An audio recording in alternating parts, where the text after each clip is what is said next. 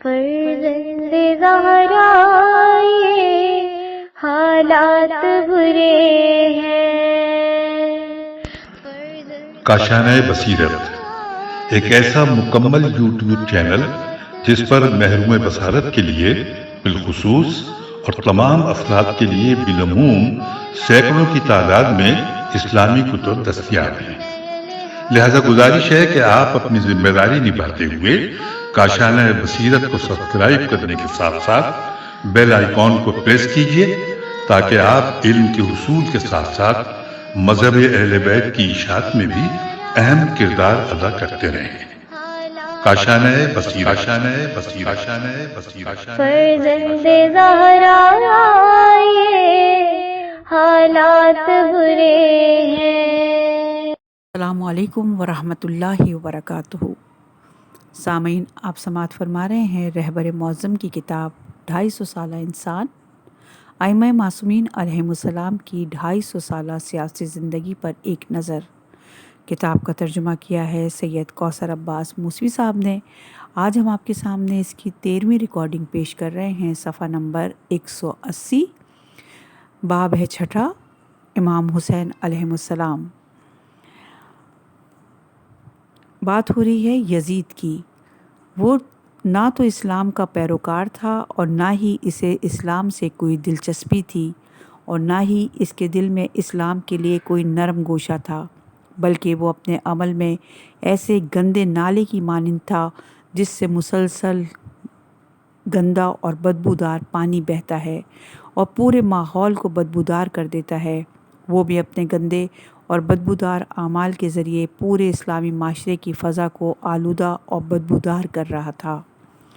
ایک برے اور فاسد حاکم کی مثال ایسے ہی ہے، کیونکہ حاکم معاشرے میں سب سے اونچے منصب پر فائز ہوتا ہے، لہٰذا جو بھی چیز اس سے رستی ہے وہ وہیں پر نہیں ٹکتی بلکہ نیچے آ کر اطراف کے علاقوں کو بھی اپنی لپیٹ میں لے لیتی ہے۔ عام افراد کے برخلاف، کیونکہ ان کے اعمال اس خاصیت کے حامل نہیں ہوتے ہیں، ان کا عمل انہی تک محدود ہوتا ہے، لیکن جس کا مرتبہ بلند اور معاشرے میں بڑے درجے کا مالک ہوتا ہے، اس کی برائیوں کا نقصان بھی اسی نسبت سے زیادہ ہوتا ہے۔ ممکن ہے عام افراد کی برائیاں صرف انہی یا ان کے ارد گرد موجود چند لوگوں کے لیے نقصان دہ ہوں، لیکن اگر کوئی بڑا آدمی کسی برائی کا ارتکاب کرے تو اس کے برے اثرات اطراف میں پھیل کر پورے ماحول کو آلودہ کر دیتے ہیں۔ بالکل اسی طرح اگر معاشرے میں کسی اعلیٰ منصب پر فائز نیک شخص ہو تو اس کے نیک اعمال کے اثرات اور خوشبو بھی پورے معاشرے کو اپنی لپیٹ میں لے کر ماحول کو معطر کر دیتی ہے۔ معاویہ کے بعد یزید جیسے شخص کا مسلمانوں کا خلیفہ بن جانے اور اپنے آپ کو جانشین پیغمبر کہلوانے سے بڑھ کر بھی کوئی انحراف ہو سکتا ہے؟ اب اس حکم الہی پر عمل درآمد کرنے کے لیے راستہ بھی ہموار ہے۔ راستہ ہموار ہے یعنی کیا مطلب؟ کیا کوئی خطرہ نہیں ہے؟ کیوں نہیں، خطرات تو موجود ہیں، لیکن یہ ممکن ہے کہ کوئی اقتدار پر قابض شخص اپنے مقابلے میں آنے والوں کے لیے خطرناک ثابت نہ ہو۔ یہ تو ایک قسم کی جنگ ہے۔ کیونکہ آپ اسے تخت اقتدار سے نیچے اتارنا چاہتے ہیں تو کیا وہ بیٹھ کر تماشا دیکھے گا؟ ظاہر ہے وہ بھی آپ کو نقصان پہنچانا چاہے گا، تو بس پھر خطرہ تو موجود ہے۔ یہ جو ہم کہتے ہیں کہ راستہ ہموار ہے تو اس کا مطلب یہ ہے کہ اسلامی معاشرے کا ماحول اور اس کے حالات ایسے ہیں کہ ممکن ہے امام حسین علیہ السلام کی آواز اس زمانے میں اور پوری تاریخ کے انسانوں کے کانوں تک پہنچ جائے۔ اگر امام حسین علیہ السلام معاویہ کے دور میں قیام فرماتے تو آپ کا پیغام دفن ہو چکا ہوتا، کیونکہ معاویہ کے دور حکومت میں حالات اور سیاست ہی کچھ ایسی تھی کہ لوگ حق بات سننا ہی نہیں سکتے تھے۔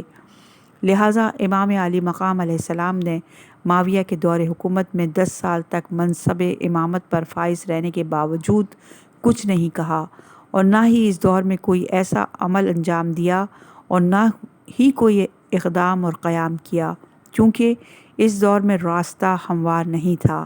امام حسین علیہ السلام سے پہلے امام حسن وقت کے امام تھے تو آپ نے بھی قیام نہیں کیا تھا، کیونکہ اس دور میں بھی حالات سازگار نہیں تھے، نہ یہ کہ امام حسن علیہ السلام اور امام حسین علیہ السلام اس کام کے لیے لائق نہیں تھے، بلکہ امام حسن اور امام حسین علیہ السلام میں کوئی فرق نہیں۔ اسی طرح امام حسین علیہ السلام اور امام زین العابدین علیہ السلام اور امام علی نقی اور امام حسن عسکری علیہ السلام اور دیگر ائمہ طاہرین کی سیرت و کردار میں بھی کوئی فرق نہیں ہے۔ ہاں البتہ جب امام عالی مقام نے یہ عظیم الشان قربانی دے کر تمام ائمہ اطہار پر جنہوں نے یہ عمل انجام نہیں دیا ہے سبقت حاصل کی ہے، لیکن منصب امامت کے لحاظ سے تمام ائمہ طاہرین علیہم السلام برابر ہیں۔ اب چونکہ امام حسین علیہ السلام کو ان انحرافات کا سامنا کرنا پڑا ہے تو بس انہیں اپنی ذمہ داریوں پر عمل کرنا بھی ہوگا، کیونکہ موقع بھی مناسب ہے، لہٰذا اب کسی عذر کی گنجائش باقی نہیں رہی۔ اس لیے عبداللہ ابن جعفر، محمد بن حنفیہ اور عبداللہ ابن عباس وغیرہ یہ کوئی عام لوگ نہیں تھے، بلکہ دین شناس، عارف، عالم اور فہم اور ادراک رکھنے والے لوگ تھے۔ امام علیہ السلام سے کہتے تھے مولا خطرہ ہے آپ نہ جائیے، یعنی وہ یہ کہنا چاہتے تھے کہ جب ذمہ داریوں نے انجام دہی میں خطرات موجود ہوں تو ذمہ داریاں ساقط ہو جاتی ہیں۔ ان لوگوں میں اس بات کو سمجھنے کی صلاحیت ہی نہیں پائی جاتی تھی کہ یہ کوئی ایسی ذمہ داری نہیں ہے جو خطرات کی موجودگی سے ساقط ہو جائے، کیونکہ اس ذمہ داری کی ادائیگی میں ہمیشہ خطرات ہوتے ہیں۔ کیا یہ ممکن ہے کہ انسان بظاہر اس قسم کی ایک بڑی، مقتدر اور انتہائی مضبوط حکومت کے خلاف قیام کرے اور اسے کسی بھی قسم کے خطرات کا سامنا نہ کرنا پڑے؟ کیا ایسا ہو سکتا ہے؟ بس اس ذمہ داری کی ادائیگی میں ہمیشہ خطرات موجود ہوتے ہیں۔ امام حسین علیہ السلام کے زمانے میں جو کام انجام پایا اس کی ایک چھوٹی سی جھلک امام خمینی کے دور میں بھی سامنے آئی۔ فرق یہ ہے کہ امام حسین علیہ السلام کے قیام کا نتیجہ شہادت کی صورت میں سامنے آیا، جبکہ امام خمینی کے قیام کا نتیجہ حکومت کی صورت میں سامنے آیا۔ امام حسین علیہ السلام اور امام خمینی کا ہدف اور مقصد ایک ہی تھا۔ یہی مطلب امام حسین علیہ السلام کی تعلیمات کی بنیاد ہے۔ مذہب شیعہ کی تعلیمات کا ایک بڑا حصہ حسینی تعلیمات پر مشتمل ہے۔ امام حسین علیہ السلام کی تعلیمات کا تعلق اسلام کی مضبوط بنیادوں سے ہے۔ بس ہدف اور مقصد یہ ہوا کہ اسلامی معاشرے کو اس کے صحیح راستے کی طرف لوٹانا چاہیے، مگر کب؟ اس وقت جب اسلام کو اس کے راستے سے ہٹا دیا گیا ہو۔ بعض لوگوں کی جہالت، ظلم و ابتداد اور خیانت نے مسلمانوں کو منحرف کر دیا ہو اور اسی انحراف نے قیام کے لیے سازگار ماحول فراہم کر دیا ہو۔ البتہ تاریخ کے مختلف ادوار میں مختلف زمانے آتے رہتے ہیں، کبھی شرائط پوری ہوتی ہیں اور کبھی نہیں ہوتی۔ امام حسین علیہ السلام کے زمانے میں شرائط پوری تھیں اور ہمارے زمانے میں بھی شرائط پوری تھیں، لہٰذا امام خمینی رحمۃ اللہ علیہ نے بھی وہی کام کیا، کیونکہ ہدف ایک تھا۔ البتہ جب انسان اس مقصد کے حصول کے لیے قدم اٹھاتا ہے اور چاہتا ہے کہ ظالم اور جابر حکومت کے خلاف قیام کرے اور اسلامی معاشرے اور اسلامی نظام کو اس کے صحیح راستے پر گامزن کر دے، تو اس قیام کے دوران کبھی اسے حکومت مل جاتی ہے اور کبھی حکومت نہیں ملتی اور درجہ شہادت پر فائز ہو جاتا ہے۔ تو کیا اس صورت میں ذمہ داری کی ادائیگی واجب نہیں ہے؟ کیوں نہیں؟ واجب ہے، اگرچہ وہ درجہ شہادت پر فائز ہو جائے۔ کیا اس صورت میں جب وہ اپنی ذمہ داری ادا کرتے ہوئے شہادت پر فائز ہو جائے تو اس قیام کا کوئی فائدہ نہیں ہے؟ کیوں نہیں؟ فائدہ ہے۔ کوئی فرق نہیں پڑتا کہ اس قیام اور تحریک کے دوران وہ درجہ شہادت پر فائز ہو جائے یا اسے حکومت مل جائے۔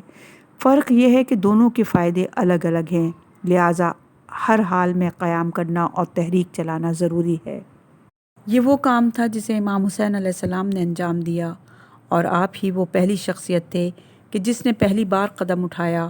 آپ سے پہلے کسی نے یہ کام انجام نہیں دیا تھا، کیونکہ رسالت مآب اور امیر المومنین علیہ السلام کے دور میں ایسا کوئی انحراف ہی وجود میں نہیں آیا تھا، یا اگر بعض موارد میں انحرافات تھے تو بھی ان کے خلاف قیام کی شرائط پوری نہیں تھیں اور نہ ہی حالات مناسب تھے۔ لیکن امام حسین علیہ السلام کے دور میں دونوں چیزیں یعنی انحرافات اور شرائط موجود تھیں۔ تحریک حسینی کی اصل حقیقت بھی یہی ہے۔ پس بطور خلاصہ ہم یہ کہہ سکتے ہیں کہ امام حسین علیہ السلام نے اس لیے قیام کیا کہ اس عظیم واجب جو اسلامی نظام اور اسلامی معاشرے کی اثر و نو تعمیر یا اسلامی معاشرے میں جنم لینے والے انحرافات سے مقابلہ کرنے سے عبارت ہے کو انجام دے سکیں، اور یہ کام قیام اور امر بالمعروف اور نہی عن المنکر ہی کے ذریعے ممکن تھا، بلکہ یہ خود ہی امر بالمعروف اور نہی عن المنکر کا ایک بہت بڑا مصداق ہے۔ البتہ اس کام کا نتیجہ کبھی حکومت کی صورت میں نکلتا ہے، امام حسین علیہ السلام اس کے لیے تیار تھے، اور کبھی اس کا نتیجہ شہادت کی صورت میں نکلتا ہے، اور امام حسین علیہ السلام اس کے لیے بھی مکمل طور پر تیار تھے۔ ہم کس دلیل کی بنا پر یہ بات کہہ رہے ہیں؟ ان باتوں کو ہم نے خود امام حسین علیہ السلام کے فرمودات سے اخذ کیا ہے۔ ہم نے امام علیہ السلام کے فرامین میں سے چند ایک جملوں کا انتخاب کیا ہے۔ البتہ اس سلسلے میں امام کے فرمودات کی تعداد بہت زیادہ ہے جو اسی مطلب پر دلالت کرتے ہیں۔ سب سے پہلے مدینے میں جس رات جب مدینہ کے حاکم ولید نے آپ کو بلایا اور کہا کہ معاویہ مر گیا ہے، لہٰذا آپ کو یزید کی بیعت کرنا ہوگی، امام حسین علیہ السلام نے جواب میں فرمایا، صبح تک صبر کرو، ہم بھی دیکھتے ہیں اور تم بھی دیکھو کہ ہم میں سے بیعت اور خلافت کا حقدار کون ہے۔ دوسرے دن جب راستے میں امام علی مقام کی مروان سے ملاقات ہوئی تو اس نے آپ سے کہا، اے ابا عبداللہ، آپ خود کو ہلاکت میں کیوں ڈال رہے ہیں؟ خلیفہ کی بیعت کیوں نہیں کرتے؟ آئیے خلیفہ کی بیعت کریں اور اپنے آپ کو ہلاکت میں مت ڈالیں، خود کو مشکلات میں نہ ڈالیں۔ تو آپ نے اس کے جواب میں یہ جملہ فرمایا، ان للہ و انا الیہ راجعون۔ جب یزید جیسا شخص امت مسلمہ کا خلیفہ بن جائے تو اسلام کو خدا حافظ کہہ دینا چاہیے۔ یہ حدیث بحار الانوار کی جلد نمبر 44 اور صفحہ نمبر 325 اور 326 پہ موجود ہے۔ یعنی جب یزید جیسا شخص حاکم بن جائے اور اسلام یزیدیت جیسے مرض میں مبتلا ہو جائے تو پھر تو اسلام کو خدا حافظ کہتے ہوئے اس کی فاتحہ پڑھ لینی چاہیے۔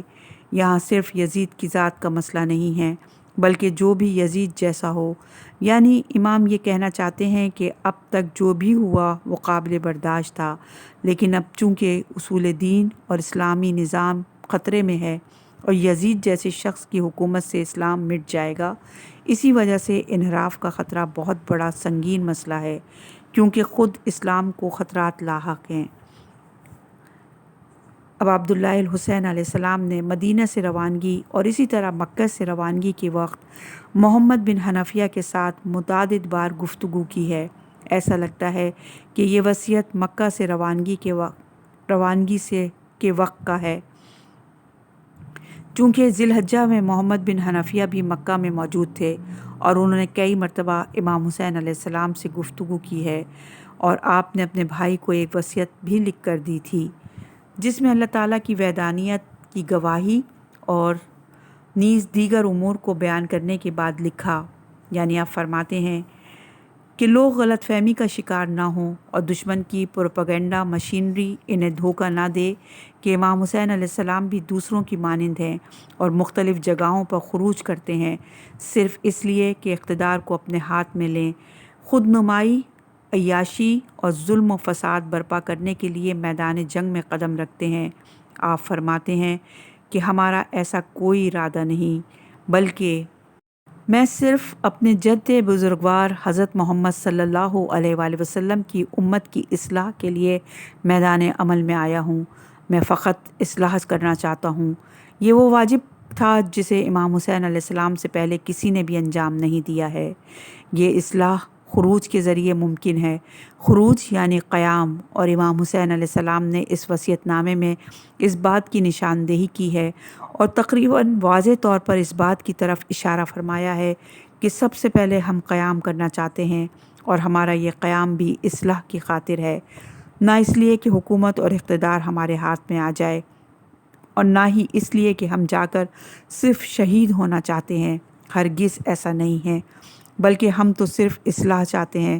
البتہ یہ جو اصلاح کا کام ہے یہ بھی کوئی چھوٹا اور معمولی کام نہیں ہے، کیونکہ اس قسم کی تحریکوں کے دوران کبھی حالات اور شرائط ایسے پیش آ جاتے ہیں، انسان حکومت تک پہنچتا ہے اور زمام اقتدار کو اپنے ہاتھوں میں لے لیتا ہے، اور کبھی وہ یہ کام نہیں کر سکتا، یعنی یہ ناممکن ہو جاتا ہے، بلکہ وہ خود ہی شہید ہو جاتا ہے، جبکہ دونوں صورتوں میں اس کا قیام اصلاح کے لیے ہوتا ہے۔ اس لیے امام فرماتے ہیں، میں خود نمائی، عیاشی اور ظلم و فساد برپا کرنے کے لیے خروج نہیں کر رہا ہوں، بلکہ میں تو صرف اپنے نانا کی امت کی اصلاح کے لیے خروج کر رہا ہوں۔ میں چاہتا ہوں کہ امر بالمعروف کروں اور نہی عن المنکر انجام دوں، اور میں اپنے نانا اور بابا کی سیرت کے مطابق قدم اٹھانا چاہتا ہوں۔ یہ حدیث بحار الانوار کی جلد نمبر 44 اور صفحہ نمبر 329 پر موجود ہے۔ اصلاح کا ایک مقاصد اور امر بالمعروف اور نہی عن المنکر ہے۔ امام حسین علیہ السلام نے مکہ سے 2 گروہوں کے نام خطوط لکھے ہیں، ایک خط بصرہ کے قبیلوں کے سرداروں کے نام اور دوسرا خط کوفہ کے قبیلوں کے سرداروں کے نام لکھا ہے۔ بصرہ کے قبیلوں کے سرداروں کے نام خط میں آپ تحریر فرماتے ہیں، میرا نمائندہ میرے خط لے کر تمہارے پاس آیا ہے، اور میں تم لوگوں کو کتاب خدا اور اس کے رسول کی طرف دعوت دیتا ہوں۔ بے شک سنت رسول کو زندہ درگور کر دیا گیا ہے اور زمانہ جاہلیت کی بدعتوں کو زندہ کر دیا گیا ہے۔ اگر تم میری دعوت پر لبیک کہتے ہوئے میری پیروی کرو تو میں تم کو راہ راست کی ہدایت کروں گا۔ یہ حدیث بحار الانوار کی جلد نمبر 44 اور صفحہ نمبر 340 پر موجود ہے۔ یعنی میں اپنی اس عظیم ذمہ داری پر عمل کرتے ہوئے اسلام، سنت رسول اکرم اور اسلامی نظام کو زندہ کرنا چاہتا ہوں، بدعتوں کا خاتمہ کرنا چاہتا ہوں، اور رسول اکرم صلی اللہ علیہ وآلہ وسلم کی سنت کا احیا کرنا چاہتا ہوں۔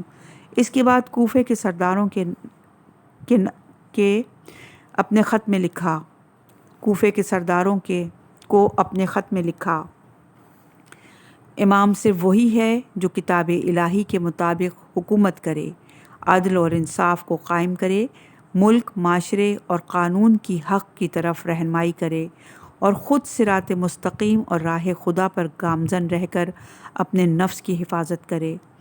اسلامی معاشرے کا امام و پیشوا ایسا شخص نہیں بن سکتا جو فاسق و فاجر ہو، خیانت کار ہو، فسادی ہو اور برے اور قبیح اعمال کو انجام دینے والا ہو، بلکہ اسلامی معاشرے کا حاکم، امام و پیشوا کو اس طرح کا ہونا چاہیے جو کتاب خدا پر عمل کرنے والا ہو اور معاشرے میں لوگوں کے سامنے کتاب خدا کے احکام پر عمل کرے، نہ کہ کسی بند کمرے میں 2 رکعت نماز پڑھنے والا ہو۔ یہ حدیث بھی بحار الانوار کی جلد نمبر 44 اور صفحہ نمبر 334 پر موجود ہے۔ اسلامی معاشرے کے حاکم کو چاہیے کہ کتاب خدا کے احکامات کو معاشرے پر لاگو کرے، عدل اور سماجی انصاف کے نظام کو نافذ کر دے اور حق کو معاشرے کا قانون قرار دے، یعنی حق کو معاشرے کا آئین اور قانون قرار دیتے ہوئے باطل کو نکال پھینک دے۔ اس جملے کا ظاہری معنی یہ ہے کہ خدا کے راستے میں جس طرح بھی ہو اپنی حفاظت کرے اور شیطانی اور مادی جلووں سے اور رنگینیوں کا اسیر نہ ہو۔ پس امام حسین علیہ السلام کے اس خط سے بھی آپ کے مقصد اور ہدف کا پتہ چلتا ہے۔ امام حسین علیہ السلام نے مکہ سے روانگی کے بعد راستے میں مختلف مقامات پر مختلف انداز میں گفتگو فرمائی ہے۔ جب آپ کا قافلہ بیضہ نامی مقام پر پہنچا تو حر ابن یزید بھی آپ کے ساتھ ساتھ چل رہا تھا۔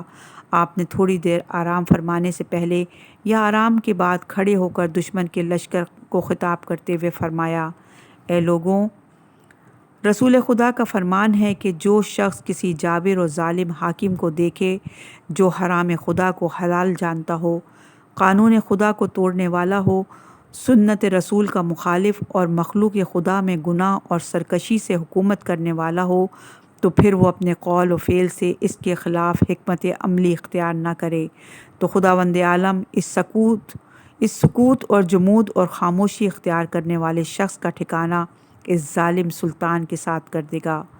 یعنی اگر کوئی یہ دیکھے کہ معاشرے میں کوئی حاکم برسر حکومت ہے اور ظلم و ستم کر رہا ہے، حرام خدا کو حلال قرار دے رہا ہے اور حلال خدا کو حرام بنا رہا ہے، اور اس نے حکم الہی کو پس پش ڈال رکھا ہے اور دوسرے افراد کو بھی عمل نہ کرنے پر مجبور کر رہا ہے، لوگوں میں گناہ اور ظلم اور دشمنی کو فروغ دیتا ہے، اس زمانے میں ظالم اور جابر حاکم کا کامل مصداق یزید تھا۔ اپنی زبان اور عمل سے اس کے خلاف اقدام نہ کرے گا تو اللہ کا حق ہے کہ قیامت کے دن سکوت اور جمود اختیار کرنے والے اس بے عمل شخص کو اسی ظالم کے ساتھ ایک ہی جگہ رکھے گا۔ پس پیغمبر اسلام صلی اللہ علیہ وآلہ وسلم نے پہلے سے بیان کر دیا تھا کہ اگر اسلامی نظام انحراف کا شکار ہو جائے تو کیا کام کرنا چاہیے۔ امام حسین علیہ السلام نے پیغمبر اکرم صلی اللہ علیہ وآلہ وسلم کے اسی قول کو اپنی تحریک کی بنیاد قرار دیا۔ یہ حدیث بھی بحار الانوار کی جلد نمبر 44 اور صفحہ نمبر 382 پر موجود ہے۔ پس تو پھر ان حالات میں کیا ذمہ داری ہے؟ ذمہ داری یہ بنتی ہے کہ یعنی اپنی زبان اور عمل سے اقدام کرے۔ اگر انسان ایسے حالات کا مشاہدہ کرے تو شرائط اور حالات کو دیکھ کر اقدام کرے۔ اس پر واجب ہے کہ ظالم و جابر حاکم کے عمل کے جواب میں قیام کرے۔ وہ اس قیام اور اقدام میں جس قسم کے حالات سے دوچار ہو، قتل ہو جائے، زندہ رہے یا ظاہراً اسے کامیابی ملے یا نہ ملے، ان تمام حالات میں قیام اس کی ذمہ داری ہے۔ یہ ہر مسلمان کا فرض ہے کہ ان حالات میں قیام کرے، اور وہ ذمہ داری ہے کہ جسے ختمی مرتبہ صلی اللہ علیہ وآلہ وسلم نے بیان فرمایا ہے۔ اس کے بعد امام حسین علیہ السلام نے فرمایا، میں اس قیام کا باقی تمام مسلمانوں سے زیادہ سزاوار ہوں، کیونکہ میں فرزند پیغمبر ہوں۔ اگر پیغمبر اکرم صلی اللہ علیہ وآلہ وسلم نے حالات کی تبدیلی یعنی اس قیام کو ایک مسلمان پر واجب کیا ہے تو ظاہر ہے کہ حسین ابن علی جو فرزند رسول خدا اور آپ کے علم و حکمت کے وارث بھی ہیں، اس قیام کے لیے دوسروں سے زیادہ مناسب ہیں۔ پس امام حسین علیہ السلام فرماتے ہیں کہ میں نے اسی لیے قیام کیا ہے، اور وہ اپنے قیام کے علل و اسباب کو بیان فرما رہے ہیں۔ یہ حدیث بھی بحار الانوار کی جلد نمبر 44 اور صفحہ نمبر 382 پر موجود ہے۔ عزیب نامی مقام پر جب 4 افراد آپ سے آ ملے تو آپ نے فرمایا، کوئی فرق نہیں پڑتا کہ کامیابی ہمارے قدم چومے یا ہم راہ خدا میں قتل کر دیے جائیں، ذمہ داری کو ہر صورت میں ادا کرنا ہے۔ آپ نے یہی فرمایا کہ خداوند عالم نے جس چیز کو ہمارے لیے مقرر فرمایا ہے اس میں ہماری بہتری اور بھلائی ہے، ہم اپنی ذمہ داری کو ادا کر رہے ہیں، خواہ اس راہ میں قتل کر دیے جائیں یا کامیاب ہو جائیں۔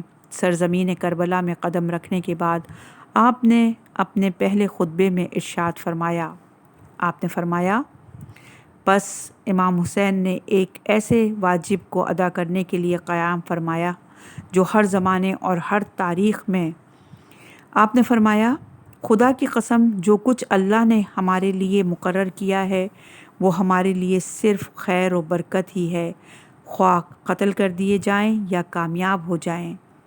یہ حدیث عیون شیعہ جلد نمبر 1 صفحہ نمبر 597 پر موجود ہے۔ پھر آپ نے ارشاد فرمایا، کیا تم نہیں دیکھ رہے ہو کہ حق پر عمل نہیں کیا جا رہا اور باطل سے دوری اختیار نہیں کی جا رہی؟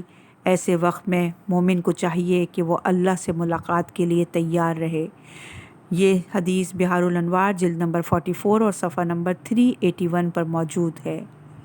پس امام حسین علیہ السلام نے ایک ایسے واجب کو ادا کرنے کے لیے قیام فرمایا جو ہر زمانے اور ہر تاریخ میں تمام مسلمانوں کو اپنی طرف بلا رہا ہے، اور یہ واجب عبادت ہے، اس بات سے کہ مسلمان جب اس بات کا مشاہدہ کریں کہ اسلامی معاشرے کا نظام ایک بنیادی خرابی کا شکار ہو گیا ہے اور اس سے تمام اسلامی احکامات کو خطرہ لاحق ہے، تو ایسے حالات میں ہر مسلمان پر قیام کرنا واجب ہے۔ البتہ یہ قیام مناسب حالات اور شرائط میں واجب ہوتا ہے، یعنی قیام کرنے والا یہ جانتا ہو کہ قیام اثر بخش ہوگا۔ اس کے علاوہ قیام کرنے والے کے زندہ رہنے، قتل نہ ہونے یا مشکلات و مصائب کا سامنا نہ کرنے یہ شرائط میں سے نہیں ہے۔ لہٰذا امام حسین علیہ السلام نے قیام کیا اور عملاً اس واجب کو انجام دیا تاکہ رہتی دنیا کے لیے ایک درس ہو۔ امام حسین علیہ السلام نے ایک ایسا کام کر دکھایا کہ جس نے لوگوں کے ضمیر جاگ گئے۔ لہٰذا آپ نے دیکھا کہ امام کی شہادت کے بعد یک کے بعد دیگر کئی اسلامی تحریکیں وجود میں آ گئیں، لیکن ان تحریکوں کو کچل دیا گیا۔ دشمن کی طرف سے کسی تحریک کو کچل دیا جانا کوئی اہم بات نہیں ہے، البتہ یہ تلخ ضرور ہے، لیکن اس سے بھی زیادہ تلخ بات یہ ہے کہ کوئی معاشرہ اس منزل پر پہنچ جائے کہ وہ اپنے دشمن کے مقابلے میں کسی بھی قسم کا رد عمل ظاہر کرنے کی صلاحیت ہی کھو دے، اور یہ بات ایک معاشرے کے لیے بہت بڑا خطرہ ہے۔ حسین ابن علی علیہم السلام نے ایک ایسا کام انجام دیا جو آج بھی زندہ و پائندہ ہے۔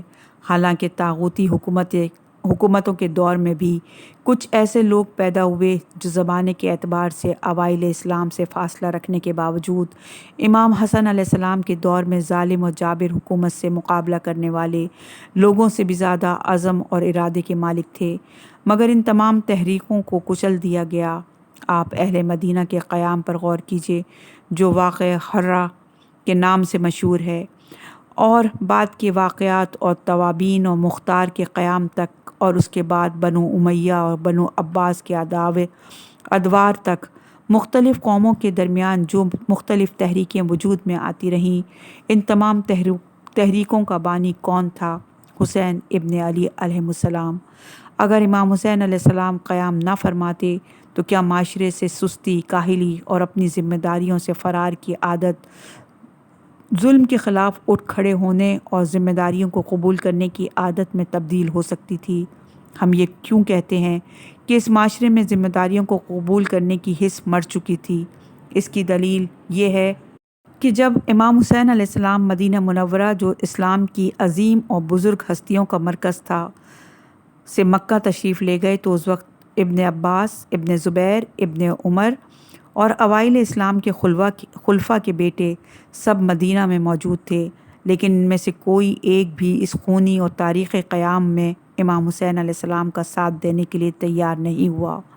پس قیام امام حسین علیہ السلام کے آغاز سے پہلے خواص بھی اس سلسلے میں کوئی قدم اٹھانے کے لیے تیار نہ تھے، لیکن امام حسین علیہ السلام کے قیام کے بعد ظلم سے نفرت کی روح زندہ ہو گئی۔ یہ وہ عظیم درس ہے جسے واقعہ کربلا کے بعد کے دوسرے دروس کے ساتھ ہمیں یاد رکھنا چاہیے۔ اس واقعے کی عظمت یہ ہے، اور جو یہ کہا گیا ہے کہ امام حسین علیہ السلام کی ولادت باسعادت سے قبل کہا گیا کہ لوگوں کو امام حسین علیہ السلام کے اس عظیم غم اور عزا اور اس کے خاص احترام کی طرف متوجہ کیا گیا ہے، اور ان دعاؤں اور زیارات کی تعبیرات میں ان پر گریہ کیا گیا ہے، تو ان سب کی وجہ یہی ہے۔ لہٰذا آج جب آپ اسلام کو پھلتا پھولتا دیکھتے ہیں تو پتہ چلتا ہے کہ اسلام کو امام حسین علیہ السلام نے ہی زندہ کیا، اور آپ ہی اسلام کے محافظ ہیں۔ ہم معذرت چاہتے ہیں کہ ایک لائن ہم سے مس ہو گئی، کہ اور جو یہ کہا گیا کہ امام حسین کی ولادت سے پہلے، کہ وہ شخص جس کی ولادت سے پہلے اس کی شہادت کی نوید سنائی گئی، جس پر آسمان اور اس میں موجود لوگوں اور زمین اور اس پر موجود تمام چیزوں نے گریہ کیا۔ یہ حدیث بحار الانوار جلد نمبر 44 اور صفحہ نمبر 347 پر موجود ہے۔ تو آخر میں جو لائن ہے کہ لہٰذا آج جب آپ اسلام کو پھلتا پھولتا دیکھتے ہیں تو پتہ چلتا ہے کہ اسلام کو امام حسین علیہ السلام ہی نے زندہ کیا ہے، اور آپ ہی اسلام کے محافظ ہیں۔